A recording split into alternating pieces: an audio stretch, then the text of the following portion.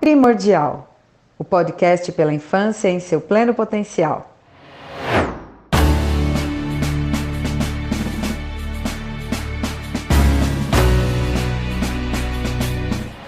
Eu sou Denise Leles, mãe e pediatra. Eu sou Regiane Quereguim, mãe e jornalista.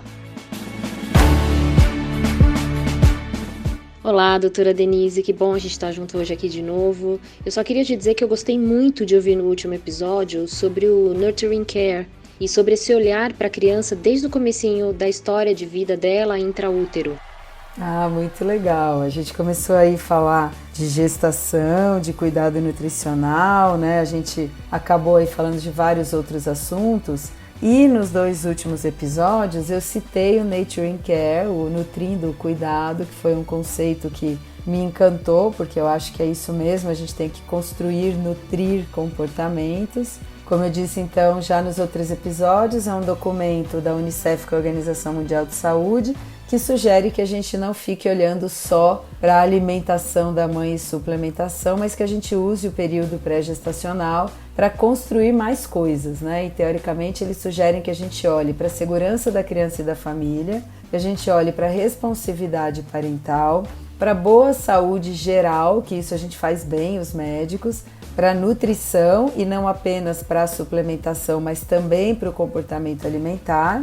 E para a oportunidade de aprendizado precoce, tanto para os pais, né, o aprendizado parental, quanto o aprendizado para o bebê aí no início da vida dele. E aí eu vou sugerir aqui então uma lista, né, de coisas que a gente pode fazer durante o pré-natal, ou pelo menos de temas que a gente deveria se dedicar, abordar, desenvolver ferramentas para conseguir usar essa oportunidade então do pré-natal de um jeito mais eficiente.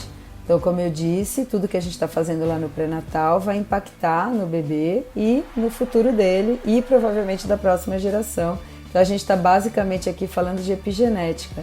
E um conceito, inclusive, que muitos pais não conhecem, não fazem ideia, né? A mãe está muito mais preocupada lá em não engordar durante a gestação do que em promover um ambiente intrauterino adequado para o bebê que está se desenvolvendo dentro dela. Muitas vezes por falta de informação. Então, às vezes, a mãe sofre de excesso de informação e falta de informações que vão fazer diferença para ela. Essa que é a nossa missão no século XXI, né? Como eu já citei o Harari, no mundo inundado de informações irrelevantes, clareza é poder, né? Então a mãe precisa de informações claras. Então vamos lá.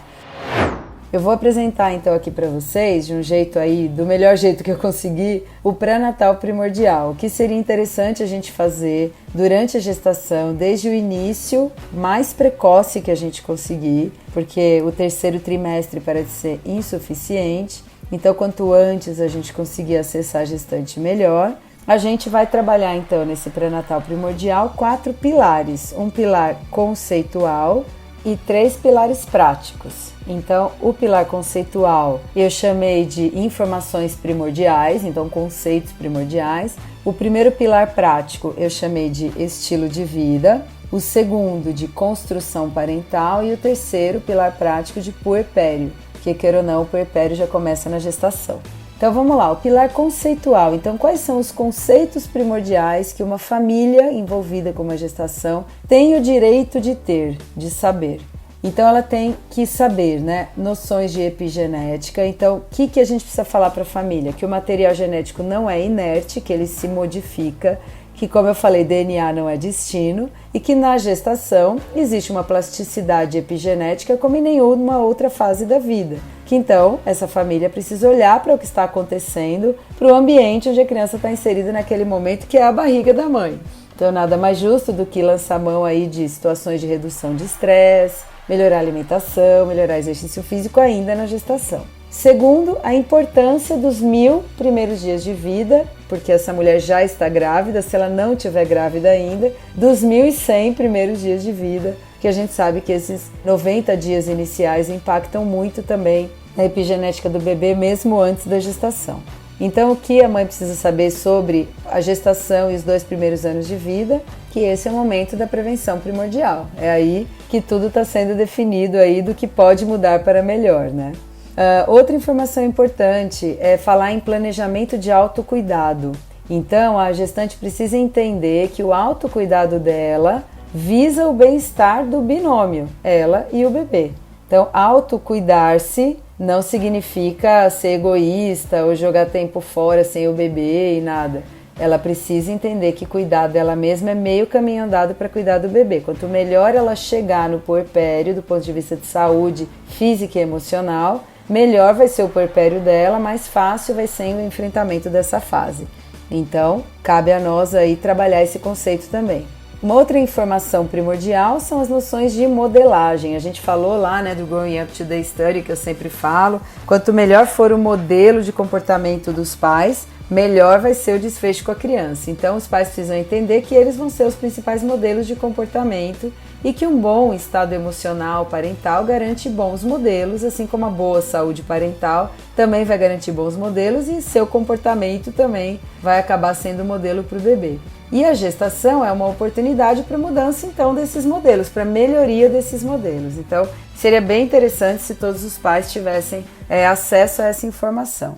Outra informação primordial para os pais são as noções dos pilares desta visão primordial que a gente traz aqui. Então, olhar a criança não como resultado somente da sua genética e do desempenho parental, que é muito comum, os pais atribuírem todas as falhas ao desempenho deles, mas a criança precisa ser vista como resultado de um organismo aí com uma genética definida, mas que interage com o ambiente em que ela está inserida, e ambiente não é só a casa dela, é tudo que interfere na vida dela. Então é bem interessante os pais já começarem essa jornada com menos culpa e responsabilizando todos os setores da sociedade pela educação dos seus filhos, exigindo, por exemplo, políticas públicas, posicionamentos escolares, olhar melhor para o que está sendo oferecido para os filhos em telas. Então, os pais mais conscientes serão aí a primeira peça-chave para a proteção da infância.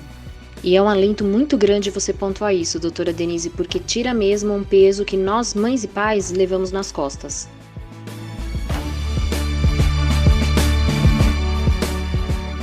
E a última informação primordial seria o planejamento da parceria entre o pediatra e a família, e para que essas dúvidas e esse apoio tenham um manejo adequado durante todo o seu percurso, tá?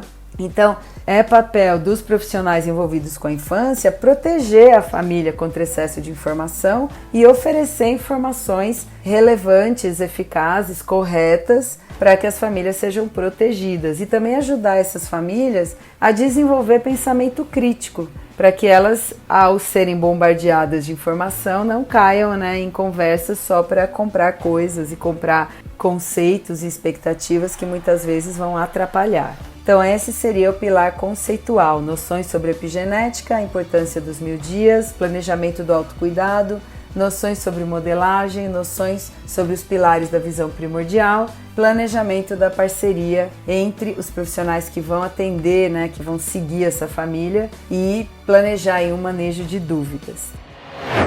Aí a gente tem o pilar prático estilo de vida, que nada mais é do que trabalhar os pilares de um bom estilo de vida, para isso impactar no futuro adulto. Então, claro, a gente vai falar de nutrição nesse pilar prático, mas não trabalhar só suplementação e sim comportamento alimentar e competências alimentares. Ajudar as famílias a reduzirem o consumo de alimentos ultraprocessados, reduzirem o consumo de sal, açúcar e gordura, incluir alimentos in natura na dieta e proporcionar o bom ganho de peso materno adequado e não, como eu sempre digo, o impossível, Então aqui focar muito mais no todo de comportamento alimentar, não só nutrição, mas também a alimentação, e garantir também a suplementação dos nutrientes que forem necessários. O outro pilar é exercício. Então, o momento da gestação é uma grande oportunidade para que a mulher comece a fazer exercício, e a gente precisa pensar em todas as limitações que ela pode ter de acordo com as características da gestação dela. Então é muito interessante que o obstetra olhe para isso e faça uma prévia liberação, para que a gente então passe para ela todas as vantagens em todos os sentidos de se exercitar durante a gestação. Outro pilar, manejo do estresse. O estresse, como a gente viu, pode causar desequilíbrio hormonal na mãe, pode causar alteração epigenética no feto, pode transformar a mãe num modelo não ótimo para esse bebê, a família pode sofrer também do estresse. Então é interessante que ainda durante a gestação, o pediatra ou profissional envolvido aí com o pré-natal lance mão de técnicas de manejo de estresse baseada nos valores daquela gestante e daquela família. Então muito cuidado. Nem todo mundo acha que cozinhar, por exemplo, é autocuidado. Nem todo mundo acha que exercício é autocuidado. Então o autocuidado precisa ser baseado no valor de cada um. Cuidado com os julgamentos e com as receitas de bolo que não funcionam para todo mundo. Outro pilar importante é o sono.